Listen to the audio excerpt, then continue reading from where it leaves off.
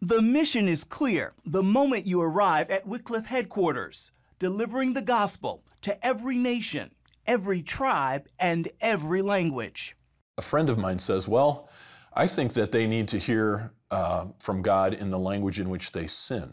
Bruce Smith guides that mission. The Regent University graduate is president of Wycliffe Associates. When they're pleading to God about their desperate situation, about their family, about their physical, economic, political, religious, about all those circumstances, they pray in their first language. They need to hear an answer from God in that same language.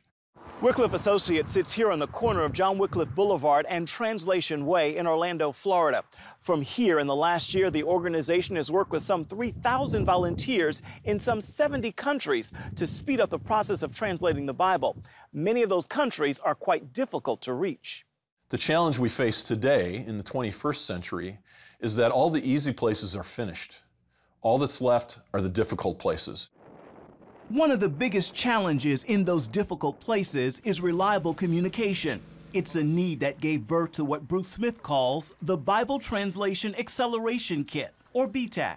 We found a whole pool of talent that had been just beyond the horizon for us, ready, willing, and able to be involved in helping to accelerate Bible translation, but not knowing how. So as soon as we started describing this opportunity, they just came flooding our direction. So I pretty quickly had a manpower team that was like a dream team. That dream team's kit includes a solar panel that generates electricity to charge a battery that then runs a small laptop and internet modem, which connects to the internet by satellite. In just 3 years, the kits have served about 295 translation teams. Some of the translation teams are telling us that just by having reliable communication, their translation pace has doubled.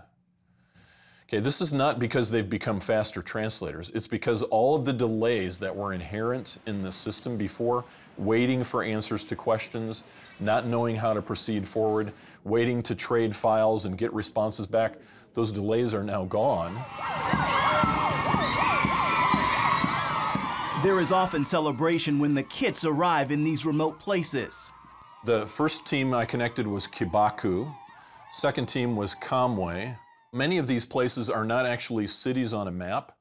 They're areas where semi-nomadic people take care of animals, have seasonal farms, these kinds of things.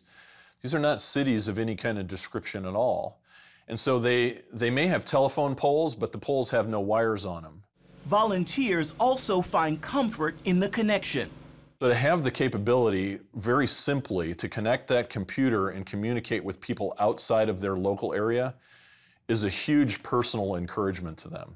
Because these are the people that are risking their lives, in many cases, on the roads, unsafe conditions, in areas that are antagonistic to Christianity.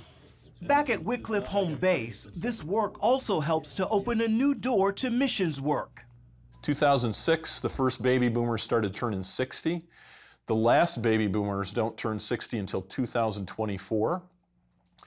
So right now, we're in a unique provision, I feel, in terms of God's preparation in the lives of all of these Christians who can contribute to missions and can contribute to Bible translation in a way today that wasn't possible 20 years ago. Peter Poloni is a retired engineer who helps to assemble the Bible translation kits. He and his wife have been volunteering at Wycliffe for the last 4 years. It's a tremendous environment, and it gives you much deeper insight into what's going on around the world. Like a growing number of retirees, Peter escapes the harsh winters back at home in Philadelphia and lends his skills to missions work in Orlando. Coming back next year?